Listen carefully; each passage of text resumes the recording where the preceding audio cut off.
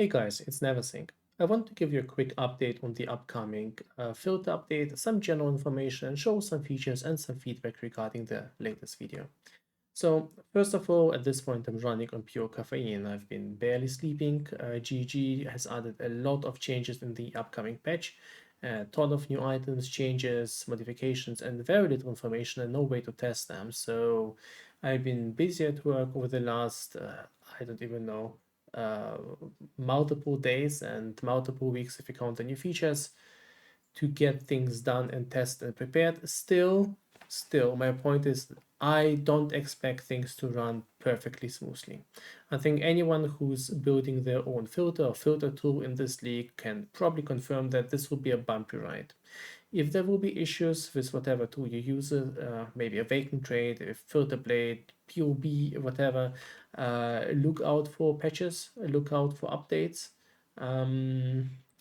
I expect a lot of patches in this league in general. There's so many different addition changes, meta shifts. If the filter for some reason will not run at the launch, expect me to fix it within a couple of minutes. There may be some information if you don't know. I expect that I will need at least a couple of minor fixes and a lot of tiering changes. So also be careful with like economy tiering. There's a ton of new stuff.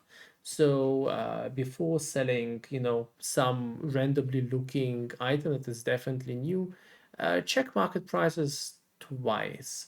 So a lot of that is going to be educated guesses. Right, so I wanted to show you a few key features.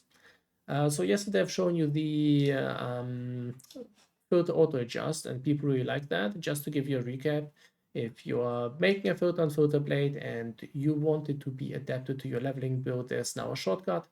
You can click auto adjust, select your class such as Huntress, and it'll select all of the usual important classes and bases there. Of course, you can adjust that.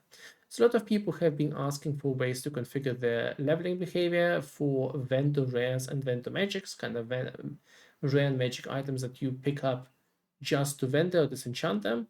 I've added these fields there and some default behavior there so you can adjust when you see them. I'll probably replace them with some slider long term, but I did encounter some minor issues, so I decided to go for a safe route for now. But yeah, enjoy that. Try it out. I think it's great for leveling. So for instance, if you pick a warrior and I don't know, you're gonna run just 200 maces and you don't want to see any kind of leveling rares, so I'm gonna go to simulate level 35 and this is superior. Never mind, this is still being added. But yeah, this is, I haven't added the renamed delirium bases. That's next on my list. So that's basically it. But there's another new feature, the seam editor. The seam editor is something people have been asking for a while. So if you go to customize, you can see in your room. So you see these timeless jewel rules, right? They look like that. So if you want to recolor them, of course, you can switch the color this way. But it's annoying if you want to recolor all the things that look the same.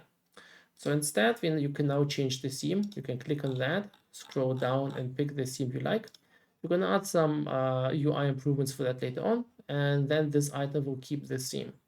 Now you can also use it in a centralized way. So you can go to themes, you can find all themes here. Once again, we are still working on polishing that. Probably some things will come post leak launch, but you can already find any theme used in the filter, like your typical tiering things. So in this case, I could change the color of this thing. So if I were to change the background a little bit and the colors a little bit as well, I can then head to customize and you see it has been updated everywhere else. Yeah, it's a nice way to centrally edit things. People have been asking for that since a while. I had to rework the way the style system worked for that, but I think it's been totally worth it. Well, and that's about it. I'm going to be streaming tomorrow, probably in like 10 to 12 hours from now. I'm going to finish the update for the filter then. I'm going to implement until then all of the remaining missing items, which are pretty much just the omen left and the new splinters. I need to reform the structure for that. On stream, we'll just be doing tiering, basically only tiering and visuals. Everything else has been done, prepared, all of the hard, complicated, dangerous things. have been done already. This is just to get some tiering, some information on how you guys want to play, and obviously entertainment. And yeah, after that, I'm very excited to play some POE2. I have no idea what I'm gonna play still. I had no time to think about it too much. But I'm also pretty much crashing, so I will probably not stream that. But maybe on the day after, I'll slowly start streaming again. Anyway, I'm rambling. It's near 2 a.m. I hope to see you next time. Have a wonderful evening. Bye.